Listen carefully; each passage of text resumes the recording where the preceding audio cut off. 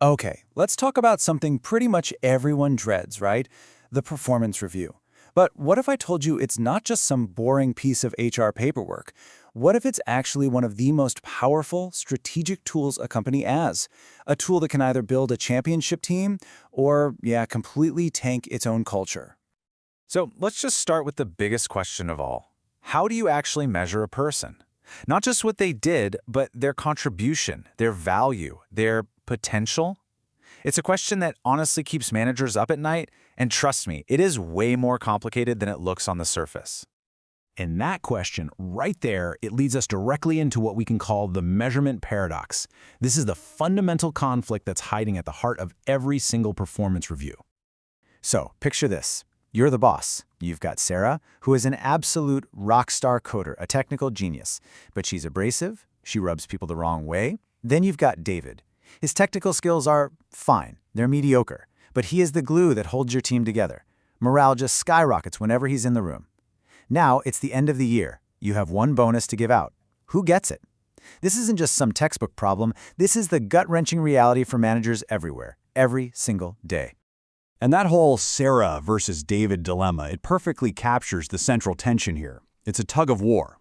On one side, you have accountability. The business needs to see cold, hard, measurable results. But on the other side, you've got development, the messy, subjective, totally human side of how people grow and work together. Getting this balance right isn't just some HR checklist item. In today's economy, it's a flat-out survival strategy. All right, so if that's the paradox, how do companies even begin to try and solve it? Well, they use different tools. Let's open up the manager's toolkit and look at 4 of the most common ways they do it. We're going to quickly break down 4 of the big ones: comparisons, bars, the classic graphic rating scale, and the more modern 360-degree feedback. Each one, as you'll see, has a totally different purpose and comes with its own set of pros and cons. First up, we've got comparisons. And this is, well, it's exactly what it sounds like. A manager literally has to rank their team members from best to worst. You might have heard of this as stack ranking. It's about forcing a manager to put people in a specific order. So, what's the upside?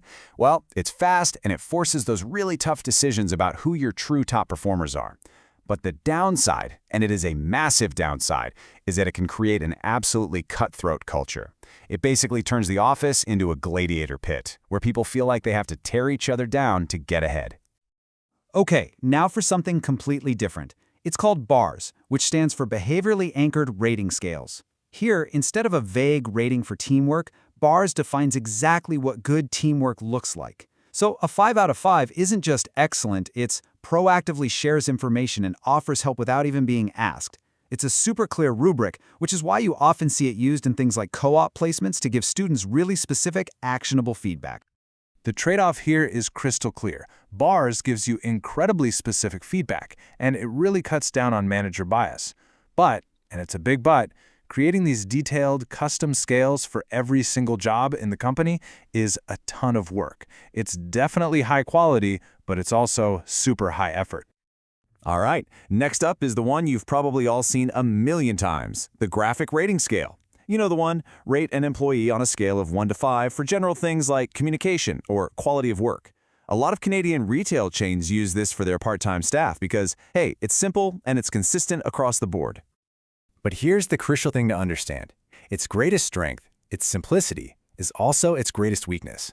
The terms are so vague. What a 3 in teamwork means to one manager could be totally different for another. Plus, it's really prone to what's called central tendency error. Where managers just play it safe and rate everyone as average to avoid having a tough conversation. And finally, we have 360-degree feedback.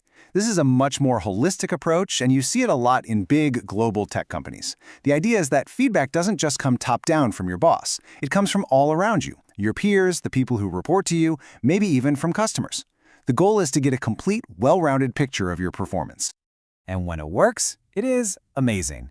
It builds incredible self-awareness, and it reduces the bias you get from having just one person's opinion. But, and this is a big one, it absolutely requires a high-trust culture.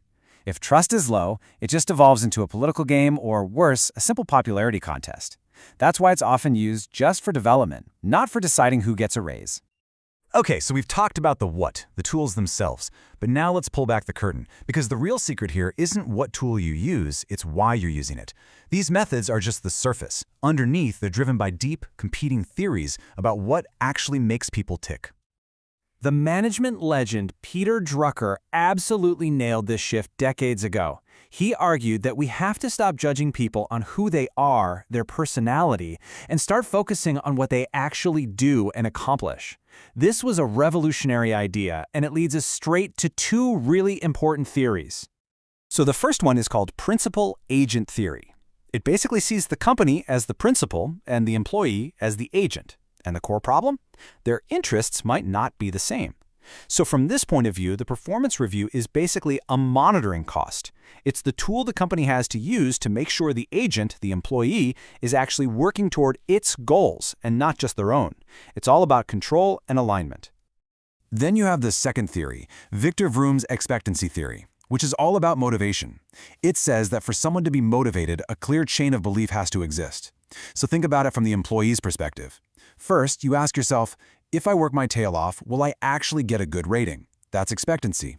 Then you ask, okay, if I get that good rating, will it for sure lead to a reward, like a bonus? That's instrumentality. And finally, you ask, do I even care about that reward? That's valence. If the answer to any of those questions is no, the whole chain breaks and motivation just plummets. So how do these big ideas, this clash between control and motivation, actually play out in the real world? Well, let's look at a tale of two completely different companies and their strategies, the Royal Bank of Canada versus Netflix. And this just shows you how strategy drives absolutely everything. RBC is a massive bank. Their number one goal is stability and managing risk. So their strategy is developmental. They want to build and grow talent for the long haul, using structured tools like 360-degree feedback. Netflix, on the other hand, is all about radical innovation and speed. Their strategy is purely evaluative. They are constantly filtering their workforce to keep only the absolute stars, and they use a much more aggressive method to do it. And that aggressive method is the now famous keeper test. Managers at Netflix are asked this one simple question about every single person on their team. If the answer is anything less than a passionate yes, that person is let go with a generous severance, but they're still out. It is an extreme, high-stakes version of a comparison, and it's all designed to maintain an insane density of top-tier talent. So we've seen the paradox, we've seen the tools, and we've seen the strategy behind them. Let's wrap this up by looking at where this is all going, because the old-school annual review is dying, and something very new and very different is taking its place.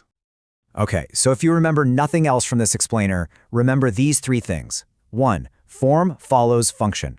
The right method always depends on the company's strategic goal. There's no one-size-fits-all.